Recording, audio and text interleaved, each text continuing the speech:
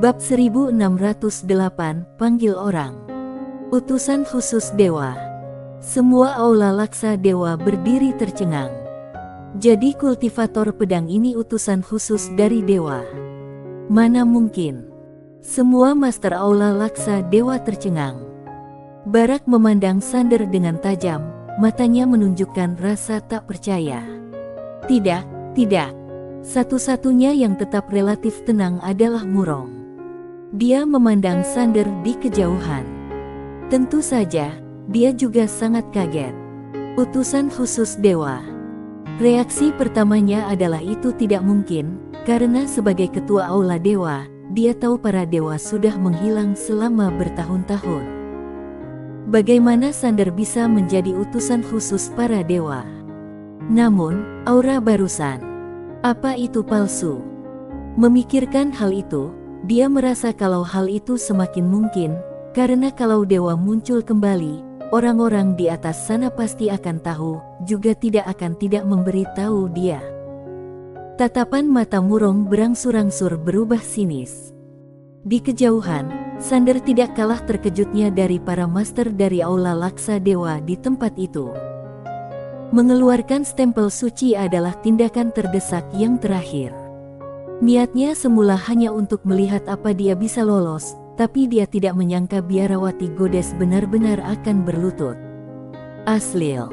Kenapa ini bisa asli? Meila berujar kalau stempel suci ini tidak bisa dites. Di samping Sander, Gupan juga bingung melihat biarawati godes yang berlutut di depan Sander. Barusan mereka masih bertarung, kenapa tiba-tiba jadi orang di pihak yang sama? Ini palsu. Di waktu ini, Murong mendadak keluar. Sander meliriknya, lalu memandang ke arah biarawati sabit yang berlutut di depannya. Bangunlah. Biarawati sabit perlahan berdiri. Sander memandang Murong yang tidak jauh darinya. Dia bilang aku palsu. Bagaimana menurutmu? Biarawati sabit perlahan berbalik untuk memandang Murong. Pergelangan tangannya bergerak, suatu kekuatan menakutkan menyelimuti Murong. Murong tidak takut. Dia memandang biarawati sabit sambil berujar, dengan kekuatanmu, kamu tentu bisa mengetahui apa dia seorang penghujat atau bukan. Bagaimana seorang penghujat bisa menjadi utusan dewa? Bagaimanapun, dia juga penjaga ketertiban, ketertibannya sudah menjadi kekuatan yang harus diperhitungkan. Bagaimana orang seperti dia bisa menjadi utusan dewa? Biarawati sabit sedikit mengernyit. Melihat biarawati sabit ragu-ragu, Murong tahu kalau dia juga curiga, jadi dia melanjutkan, orang ini pernah bersumpah untuk menggulingkan aula laksa dewa. Sejauh ini, dia sudah membunuh lebih dari belasan orang di aula laksa dewa, termasuk 2 dewa utama dengan jabatan resmi. Perilaku seperti itu tidak hanya menghujat para dewa, tapi juga menyinggung seluruh aula laksa dewa. Dan sekarang, entah cara apa yang dia gunakan, dia sampai menipu cermin dewa dan berniat menyamar sebagai utusan khusus para dewa. Niatnya benar-benar hina. Biarawati sabit perlahan berbalik untuk memandang Sander. Sander juga menatapnya. Sander tidak mengatakan apapun. Dia tahu kalau keputusan tidak ada di tangannya.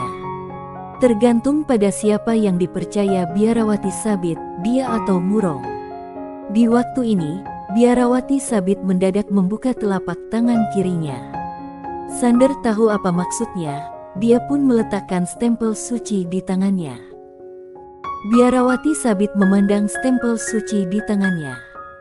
Sesudah beberapa lama, dia berujar, aura Tuan. Dia percaya pada Sander. Mendengar ini, muka Murong di kejauhan mendadak menjadi suram. Di waktu ini, dia menghadapi pilihan yang sulit, takluk pada Sander, atau takluk.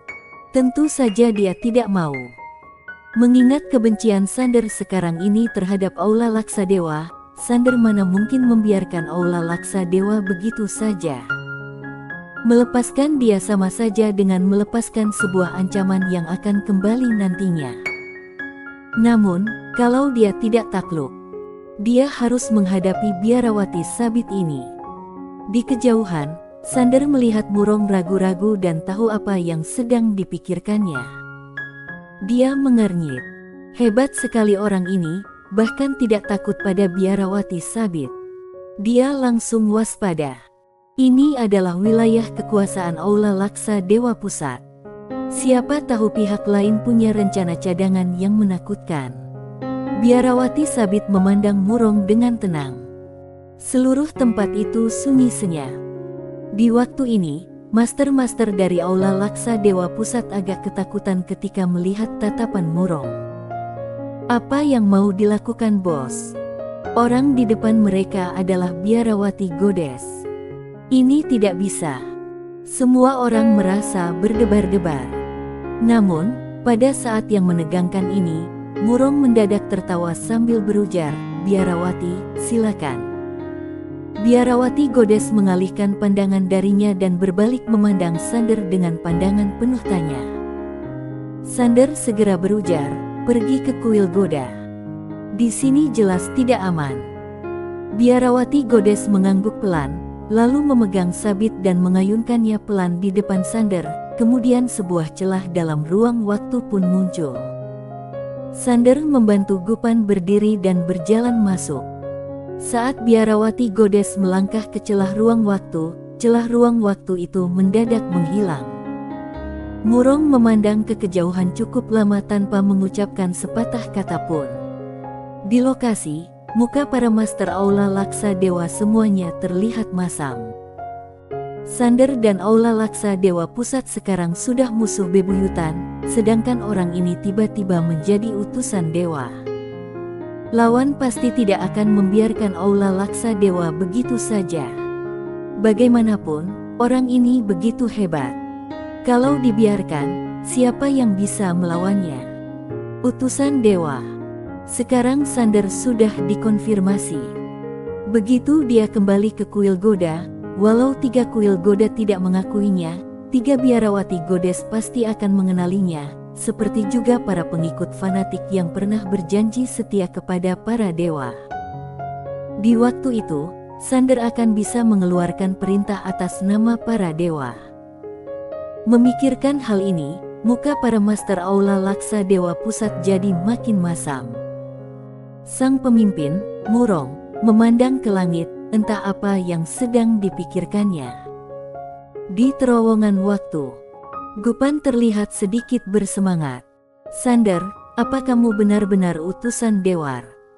Dia sudah berada di galaksi Goda selama beberapa waktu, jadi dia tahu sedikit mengenai peradaban para dewa ini. Sander mengiriminya pesan, "Aku palsu." Brengsek. Senyum di muka Gupan langsung tertahan. Dia memandang Sander dengan tak percaya, "Ini." Sander berujar, "Tenang dulu." Gupan menelan ludah. Dia melirik biarawati goddess di sampingnya dengan gentar. Sander ini sungguh berbakat, bahkan hal seperti ini pun bisa dia palsukan.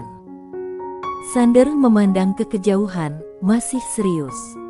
Melihat kesungguhan di matanya, Gupan berujar dengan suara yang dalam, "Sander." Sander berujar dengan tegas, "Mereka tidak akan menyerah." Gupan kaget sambil berujar, "Gadis ini sangat kuat, apa mereka berani?" Sander segera meraih biarawati goddess di depannya sambil berujar, "Panggil orang." Biarawati goddess menoleh untuk menatapnya, tak berkata apapun. Sander berujar dengan serius, "Nona, mereka tidak akan menyerah. Bagaimanapun, menurutku masalah ini tidak sesederhana itu. Apa kamu bisa memanggil lebih banyak orang untuk melindungiku?" Biarawati sabit berujar, "Kamu." Sander kebingungan, "Aku apa?" Biarawati sabit berujar, "Kamu saja yang panggil." Sander bengong. Biarawati goddess mendadak mengeluarkan sebuah jimat dari sakunya dan menyerahkannya padanya. Melihat ini, Sander segera mengerti apa maksudnya. Ternyata perempuan ini menyuruh dia yang panggil. Dia mengambil jimat itu dan mengaktifkannya. Jimat itu bergetar sedikit.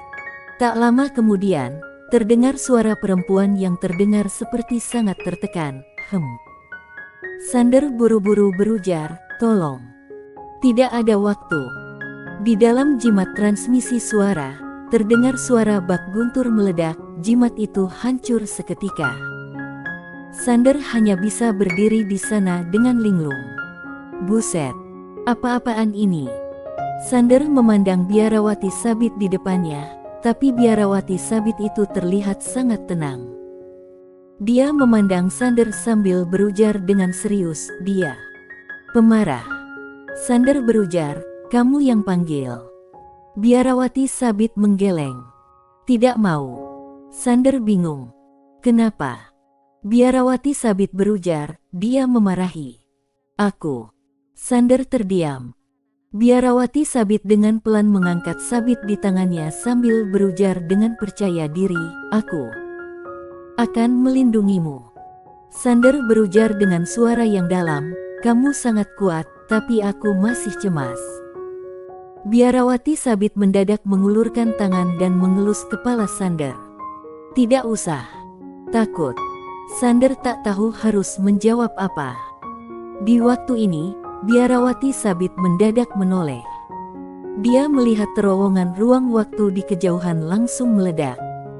Di waktu ini, sebuah kekuatan misterius langsung menyelimuti wilayah ruang waktu mereka. Domain. Terowongan ruang waktu runtuh seluruhnya, mereka pun muncul di langit berbintang yang luas.